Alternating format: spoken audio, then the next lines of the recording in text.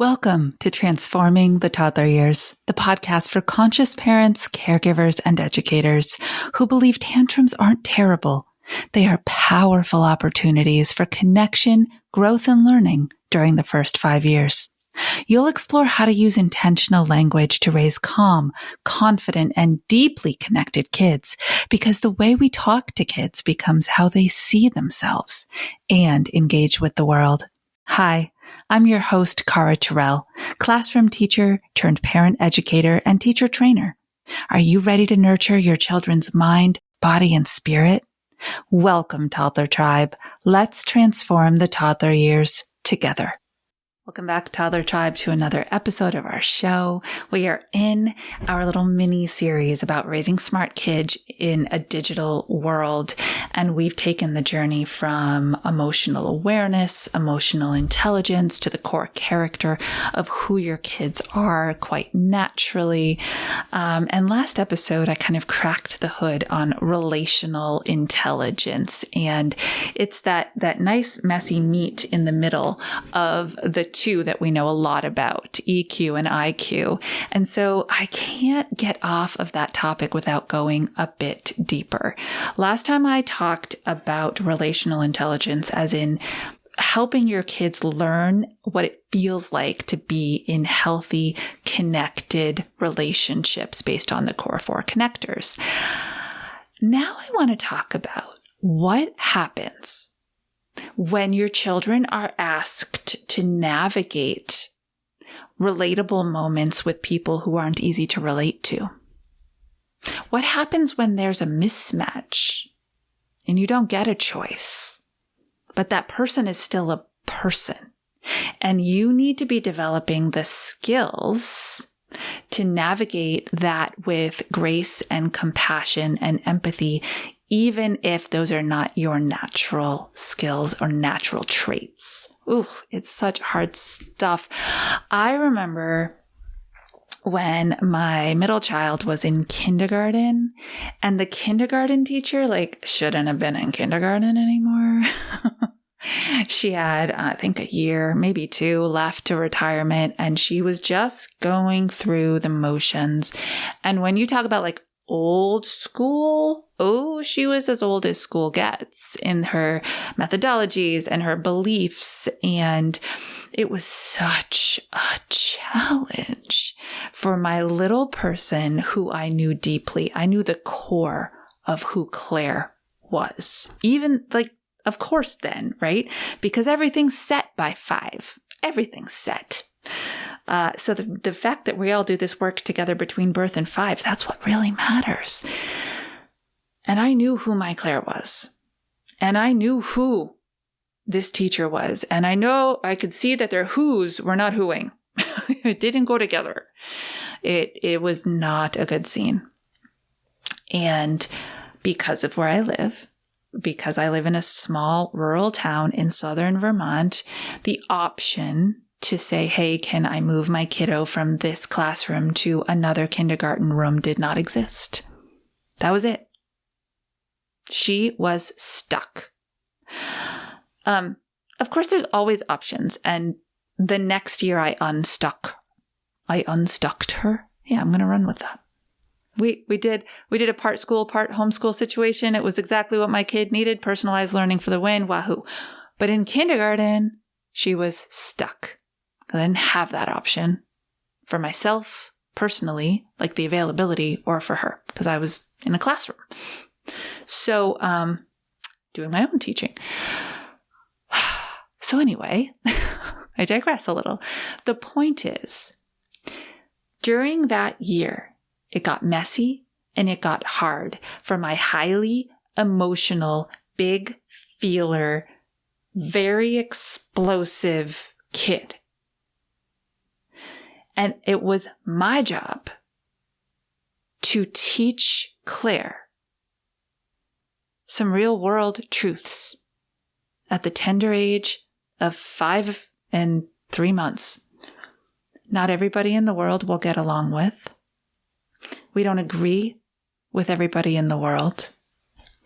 People see things differently. People do things differently. And that doesn't make them bad people. It just makes them different than you. Learning how to sit inside how that classroom sometimes made her feel was so hard. But my number one goal, well, I guess I had two, didn't I? Right? Because that's the emotional awareness and that's the emotional intelligence journey. So we were on that journey. But then my secondary goal had to be to make sure that she didn't turn her teacher into a villain, that she didn't throw blame and shame and judgment at this person who was in their own emotional awareness journey, who was in their, like the other side, who was ready to exit out, not just ready to come in. And it was hard. So I want to give you, and I'm not saying it went well all the time, and I am 100% not saying that I did it well all the time. But what I've learned over the years as I've done this work, and I've done it in all different settings now, not just as a classroom teacher, not just as a parent, but also as a teacher trainer and a consultant and a coach, and I can see this in other settings play out as well, is that questions are really powerful in helping your kids think about and create possibilities in their mind of what another person is going through that's different than them. Because just saying, be nice, does nothing. Just saying, let it roll off your shoulders, not really all that helpful. You are teaching, literally teaching the skill of perspective. You are teaching the skill of compassion. You are teaching the what if way of thinking that gets kids out of their own very ego-driven heads. Because you've heard me say this before, that early childhood stage is all pre-operational, which means they really only see the world through their own eyes, feel the world through their own experience, and think it is the truth. So we need to be able to help them in these interpersonal relationships learn that there are other truths. That's hard. So question asking is really, really powerful. What do you think your teacher was feeling when she said in that big loud voice, "Stop talking. You're all too loud"? Not what were you feeling, because we know what these little ones were feeling. What do you think your teacher was feeling in that moment? That these questions turn on their brain, their critical thinking skills start to churn in action. Now, I was dealing with a 5-year-old who was not thrilled at the experience she had just gone through. So, most of the time, I'm going to get the answer, I don't know. And that's okay. Because you can then fill that gap. I wonder, powerful words in the book, I wonder if it got so loud in that classroom that she couldn't even hear herself think. I wonder if she's running kind of low on patience. She's been a teacher for a really long time. I wonder if the tantrum or the big behavior that Joey had earlier in the day was something she was still replaying in her head. I wonder. And so she didn't respond well when you all got loud again.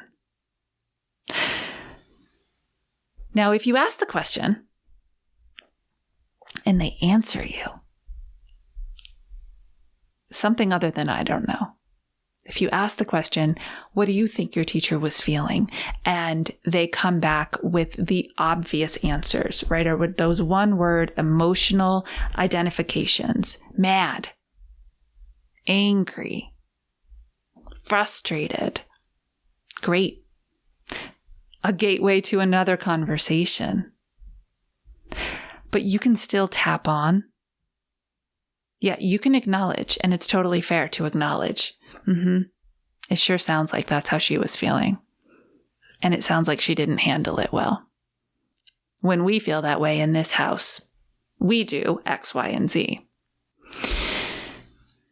But I wonder if she was also feeling, and then add on the other perspective.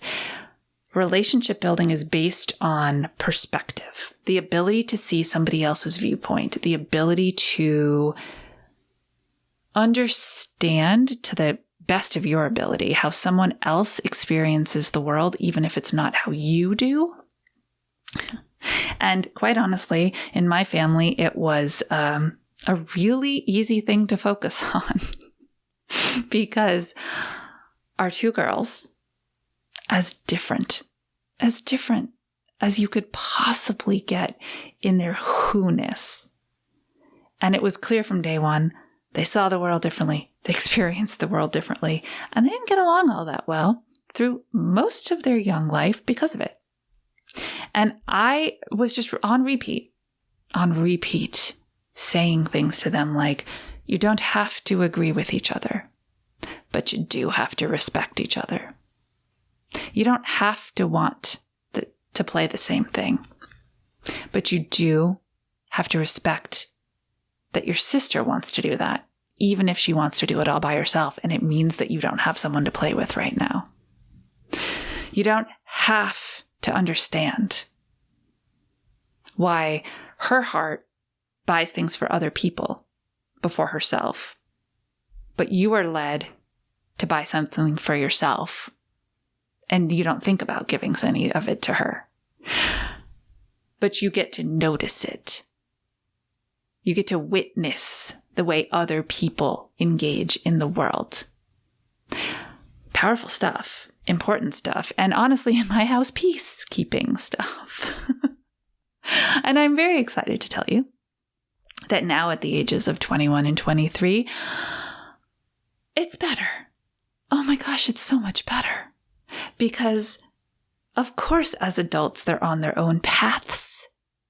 And they can respect each other's path, and they can cheer each other's path, and they can see each other's path, and they can respect each other's differences and witness and celebrate what those unique skills and talents that each one of them has is doing for their adult journey. So, this is the deeper side of relational intelligence. Intelligently experiencing somebody else's truth when it's not your own.